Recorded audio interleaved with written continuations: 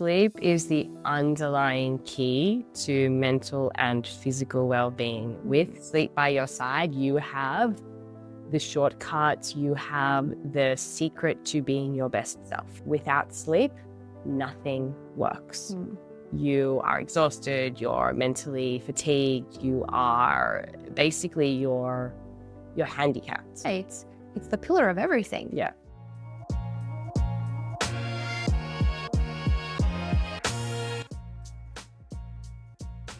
Hi, everybody, and welcome back to Connected and Uncensored. I am your host, Michaela Overman, and today I am joined by the wonderful Olivia Arizello, and she is Australia's leading sleep expert. So I feel pretty chuffed to be able to have her here with me today. We're going to dive into some really useful information for you all. So why don't we start by giving my audience a little bit of an idea of who you are and what you do and why you got into this. I will absolutely be happy to share that. Love it. Thank you so much for having me. I'm so happy to be here. Oh, nice. So I am Olivia Arizello, Australia's leading sleep expert. I studied for 9 years. I have psychology, sleep psychology, nutrition, and fitness. Why I studied those degrees, it was my goal since I was 17 to help everyone feel their best inside and out. That's a beautiful goal. So I had really bad mental and physical health through my teens, especially major depression, major anorexia, hospitalized for 6 months. And so that experience, I had to learn what do I want to do in the world, because I didn't want to do anything.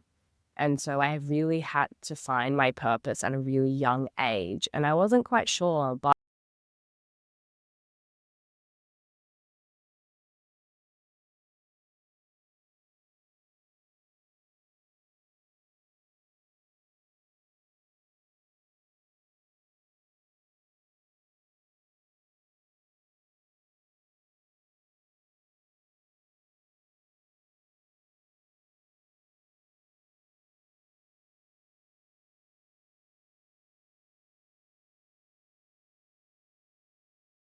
the conditions that allow us to feel our best, because it's a science, you know.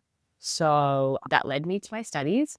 And then around the time I was finishing my studies, I started coaching in, just holistic well-being. And I had a few sleep clients as well. And I applied what I had learned from my studies into, a program for them.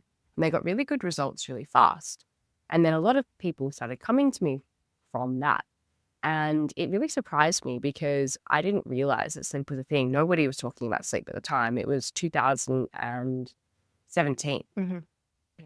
Sleep is for when you're dead, And so it was really, really interesting because I was like, oh, okay, like a lot of people are really, really coming to me. Like it was like bees to honey. It was crazy. And my studies meant that I could quickly solve their problems. And so I thought, okay, well, that's interesting that I am able to do this, but also if they aren't coming to me, who are they going to? Like, who's a holistic well-being coach, leader for sleep? Who's Australia's leading sleep expert? And I thought, there's no one. There's lots of nutritionists, lots of mindset coaches, but who does sleep? Because there is a massive need for it. And I thought, you know what? I am going to be Australia's leading sleep expert. That is going to be me. And so I really dive deeper into my studies. I think if you're going to specialize in a field, you always do additional learning. And so I really ventured into just so much more learning and started creating content and sharing advice. And then literally within 6 months, completely out of the blue, my 2 first partnerships had come from major, major brands. One was Sealy Posturepedic as their media ambassador. The other one was IKEA as their speaker for an event. And I am very, very spiritual and trusting that the universe gives you signs. And I thought, okay, universe, IKEA and Sealy in the first 6 months? Are you serious? Okay, I get it. I'm the sleep girl. Yeah, yeah. I'm the sleep girl. Yeah, I love that. Yeah. What a beautiful way to look at it as well. Like, I'm listening, universe. Yeah. Like, this is my calling. Oh, it's there are small signs, and then there's like IKEA emails you out of the blue. Yeah, yeah. Phenomenal. Like, still to this day, IKEA is one of the biggest brands that I've worked with because it's IKEA. Like, get bigger, you know? Yeah. I love it. Oh, I love that. So when you started this journey, you're obviously taking on all this knowledge around sleep and what people can do to sleep better. But I kind of want to know, why is sleep so important? Like, why should everyone listening to this episode today really stay focused, pay attention, guys, because this is hugely important information. Why is it so important? Sleep is the underlying key to mental and physical well-being. With sleep by your side, you have the shortcut.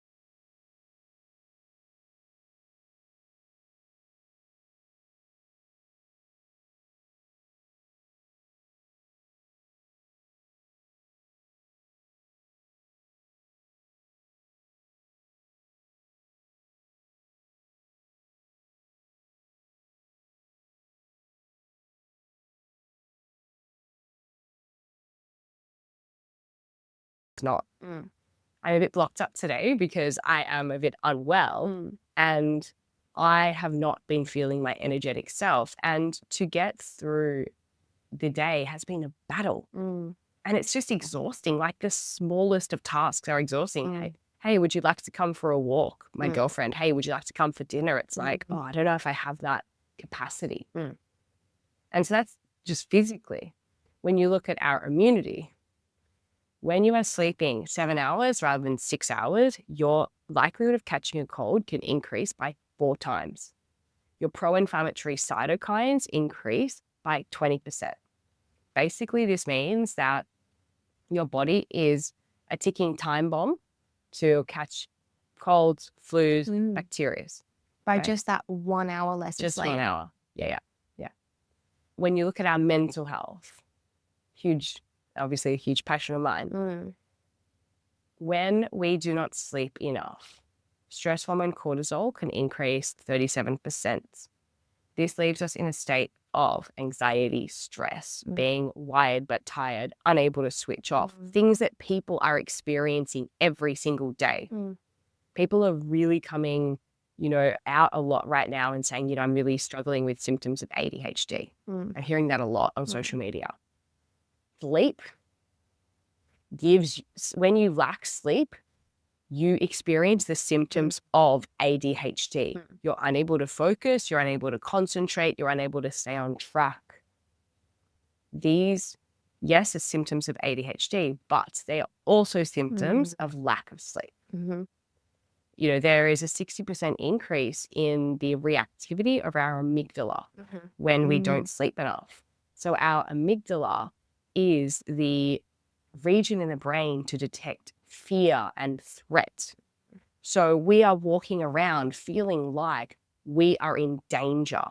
And so a lot of people are also saying they're super wired, super anxious, that, that they feel just on edge all the time. That is also lack of sleep. So honestly, once I started learning all of the biomechanics and the science behind how sleep really is the foundation for mental and physical well-being, this is when I really wanted to master the art of it and be able to advise, because there is nothing that will make more of an impact on how you feel, how you show up, and how you experience your life. Beautiful. I mean, I think people are often surprised when they find out that sleep, for example, even impacts your ability to lose weight or regulate your weight or increase muscle mass, all the way up to increasing life longevity or reducing your risk of disease. Like it's Fertility as well. fertility, yeah. It's the pillar of everything. Yeah. So it's hugely important. So great. We've established the why. Let's jump into then, you actually wrote a book about the 3 kinds of like sleepers that people can be. Yeah. Can you give a bit of an insight into, I guess, a description of the 3 of them and potentially what each of them would need differently to be able to improve their quality of sleep? Absolutely. So my book, Bear, Lion, Wolf, is all about the 3 chronotypes, 3 sleep types. Chronotypes sounds very scientific and, technical, but everyone has heard of the terms morning lark and night owl, right? That is all it is. It's just a more sophisticated, modernized version of that. And there's a third group. So a morning lark, somebody who loves to get up in the morning, go to bed really early as well, they are a lion. So that is very different to somebody who is a night owl or somebody who loves to stay up late, go to bed late, sleep in if they can. They are a wolf. And then there's a middle category who is neither here nor there, but they need lots and lots of sleep, and they are a bear. Right. So they need lots of sleep, but it's kind of irrelevant on whether they need it in the beginning of the night or in the morning. Well, the thing is that they need about 9 hours of sleep. And so they need a relatively early bedtime, but they don't need a relatively early wake time. So they just need a lot of sleep. They just, yep. Yeah. But It's me. yeah, in terms of, learning your chronotype, it can be so helpful because it helps us understand one of the most important questions, which is how many hours of sleep do we actually need? And that is something that so many people ask and wonder, and it really helps orchestrate our sleep schedule and what time we set our alarms for. So it's really implementable for everyone, right? So lions need the least amount of sleep. They only need 7 hours if you're well rested. Wolves, on the other hand, the ones that are the night owls of us, they need 8 hours. And then bears, as mentioned, they need 9 hours. The thing is that wolves often don't actually get 8 hours. The way that society functions does not allow for wolves to sleep as long as they want. It doesn't cater to their circadian preferences. If it was a wolf world, we would go to bed at 12 or 1 o'clock in the morning and sleep until 8 or 9 o'clock, like they do on weekends, right? But usually by 8 o'clock, you cannot be sleeping. You have to be out doing things, in our Western Busy world. society, right? Right. Whereas if you are a lion, you naturally want to go to bed around 10, at latest 11. Like late 11 p.m. for a lion would be quite late.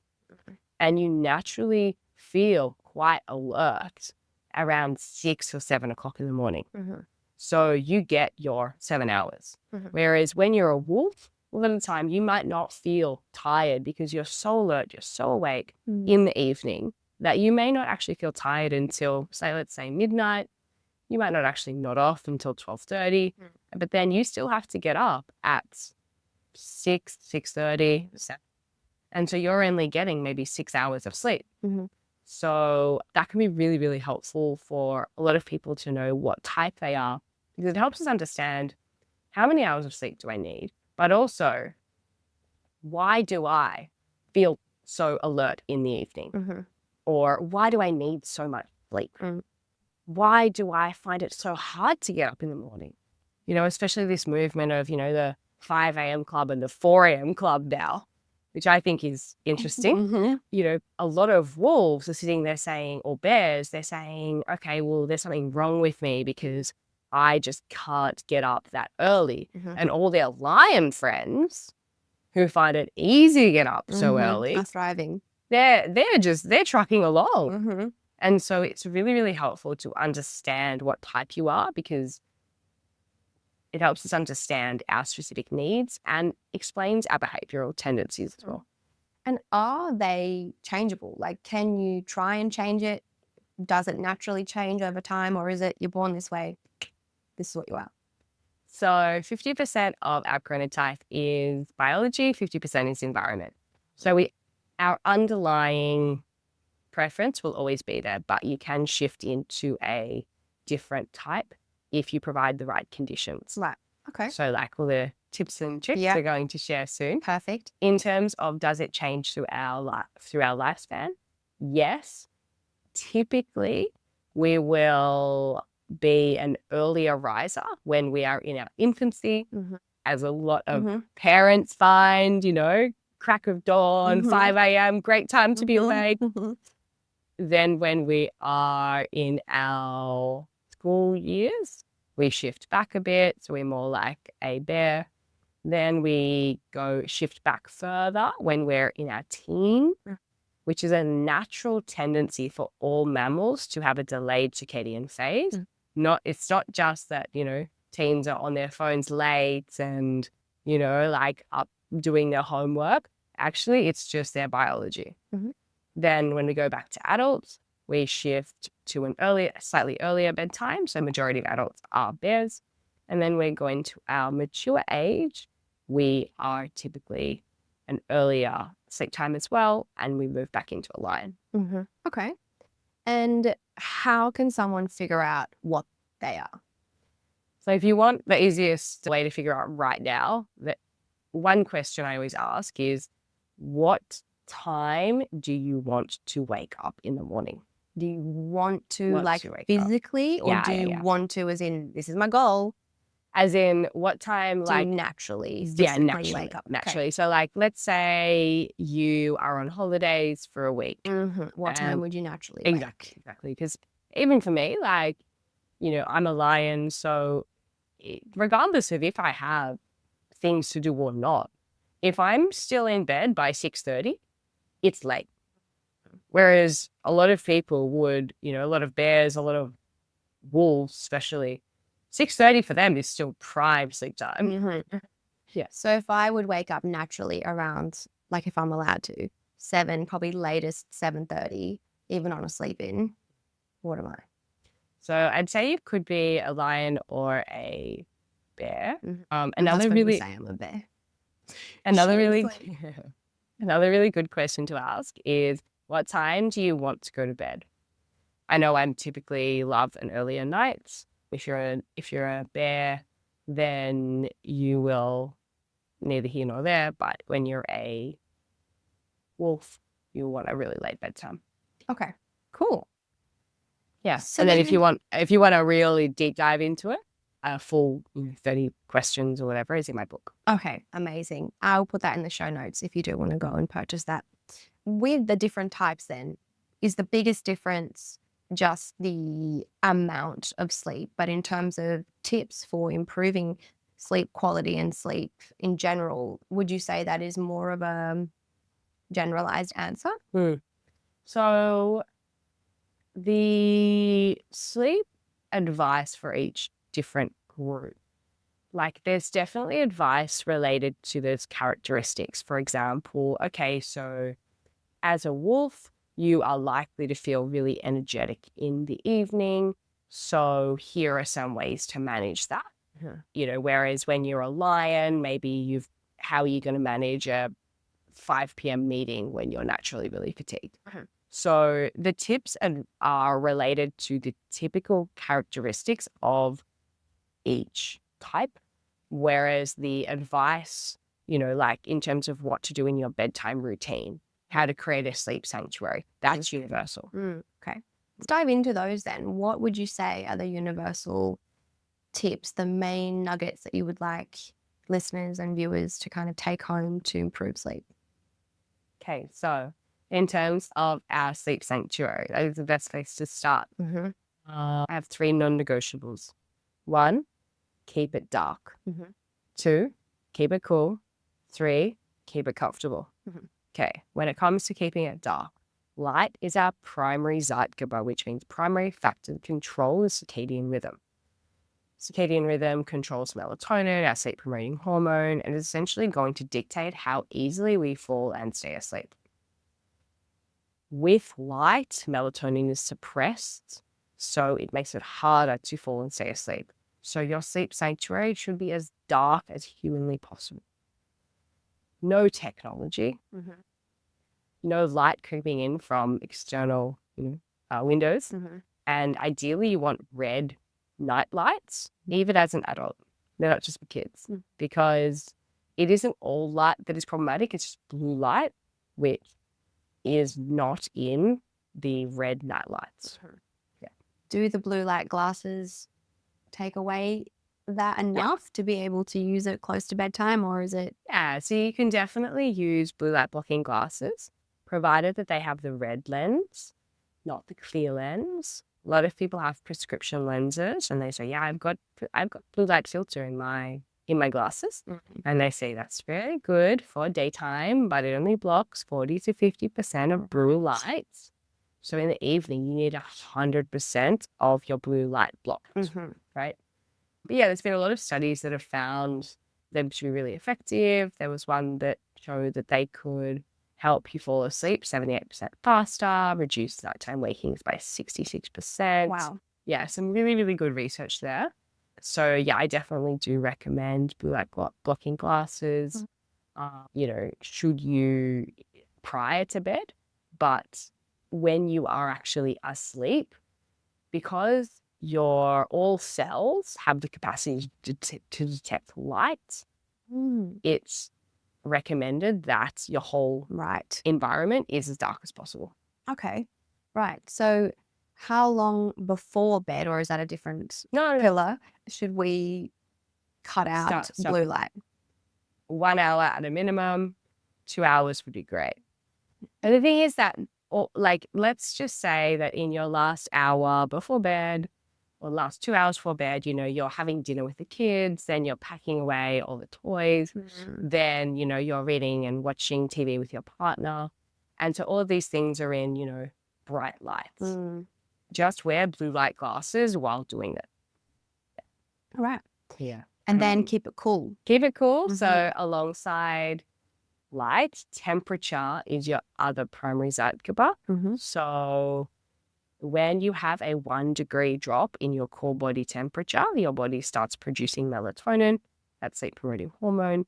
So we want to ensure that through the night, our body stays cool, so we keep producing melatonin. How to do this? Of course, aircon, great. Set that to 18 degrees, which sounds really cold, but it's actually what science has found to be the most effective.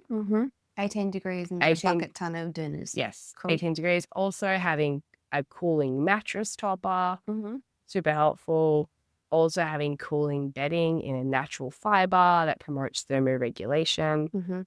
So look for fabrics like bamboo, linen, and yeah, and also make sure that that is in a 200 to 400 thread count. Okay. So 18 degrees is the 18 optimal sleeping temperature. 18 degrees. All right. And so light, keep it cool, And then keep it comfortable. keep it comfortable. So make sure that your pillows are designed for your sleeping profile. If you are a back sleeper, you need a shallower pillow. If you are a side sleeper, you need a higher profile pillow. That's because you want to make sure that your pillow aligns your head and your spine. So you shouldn't be sort of sinking in, you shouldn't be propped up. It should just be in a nice straight line. And very similarly, make sure that your mattress is designed for your sleeping profile, that it is cushioning your pressure points and allowing for you to get the rest you need. Amazing. Okay, so that's our sleep sanctuary. That's your sleep sanctuary. All right. And the other tip, sleep That other tip is bedtime routine. How Have is some- bedtime? Have some water. Come here. And 25, yeah. So the next important pillar is your bedtime routine. Bedtime routine, baby. So my 4-step bedtime routine One, block out blue light from 9:30 p.m. using blue light blocking glasses, dimming all lights, reducing screen brightness, and avoiding screens if possible for the same reason you mentioned. Two is have an evening shower. This helps your body temperature drop. Now, it doesn't mean you have to have a cool shower or a cold shower, don't worry.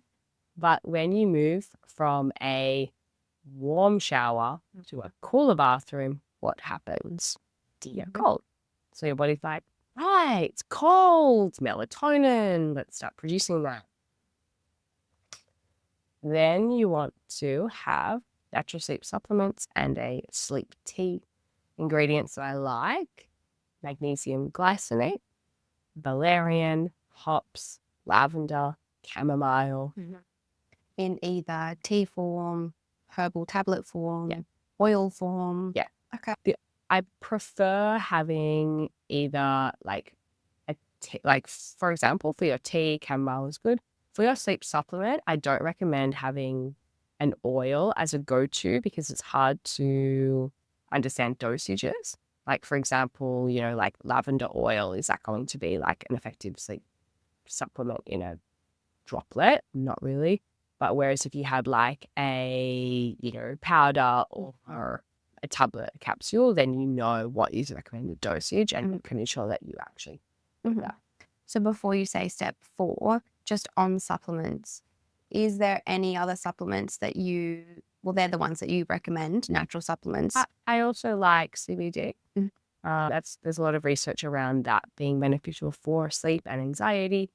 Hemp Pharmacy, I know, does a really good CBD gummy. Is there any that you recommend? There's a brand called Crush Organic that I personally use and really recommend. Okay, amazing. Yeah. What are your thoughts on taking melatonin tablets? Melatonin Gummies can be beneficial for very short-term use. I'm talking like a few nights. The thing is that there isn't enough research to show that it doesn't impact so basically long-term use over a month is what's considered long-term, may impact our natural melatonin production and then mean that we are reliant on synthetic melatonin. So there's also a lot of research, especially because a lot of people can't get melatonin prescribed to them unless you're over 55 in Australia. So a lot of people are getting their melatonin online from the US.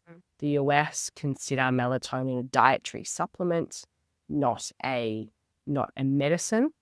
And so they don't have the same regulations around the production of that. And there was a study that found of 25 melatonin supplements tested, only 3 were within 10% of what was actually listed on the bottle. The other 22 had as much as 473 times more, or 74 times less. Wow.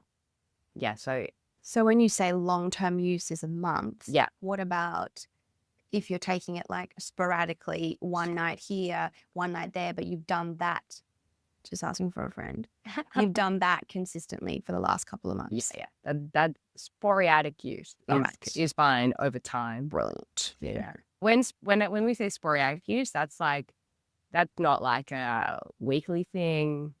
That's maybe like a fortnightly thing at most. Okay, so if you take it once a fortnight kind of thing, but if you're doing it once a week. Yeah, I wouldn't recommend once a week. Yeah. All right. So then step 4, jumping back to the 4 steps to bedtime routine. Then we have 30 minutes of tech-free time. So even if you're wearing blue light glasses, it's still not recommended to go to bed, looking at your phone, social media, TV. It's not only the blue light, it's incredibly stimulating for the brain, really activates our dopamine receptors and basically leads to compulsive behavior and addiction, which means that you are not going to find it easy to say, yeah, just one more show. just one more reel, Yeah. right? And then all of a sudden you've been scrolling on your phone for like, hours, and you're thinking, I was tired before. Why didn't I just go to bed when I actually wanted to at 9:30? Now it's 11:30 and I need to be up super early and make The domino effect. right? So 30 minutes of tech-free time. Best things I recommend: reading. Reading's been found in clinical studies to reduce stress by 68% with effects starting just 6 minutes. Meditating. Long-term meditators have 3 times the amount of slow wave sleep compared to non-meditators. And the third one I really like is listening to calming music. So like white noise, rain sounds, instrumental music. This can help slow your brain waves into a slower brainwave pattern, which is more conducive to feeling calm, feeling sleepy, and to sleeping deeply. Love it. Well, these are incredibly useful, and I already can hear things that I can put into place tonight, which is good. I agree with what you said, that you teach people these things and it can pretty much have an impact immediately. That's the goal. Which I just love the episodes that I do where my listeners can go, all right, boom, here's something I can do, take away a practical tool. What I did want to do for the last bit of today's podcast is actually ask you some questions that came through from my listeners about sleep. Sure. I will choose a couple from Instagram and a couple from TikTok, and let's just try and make them like quick fire questions so I can get as many of my listeners help as possible. Let's do it. One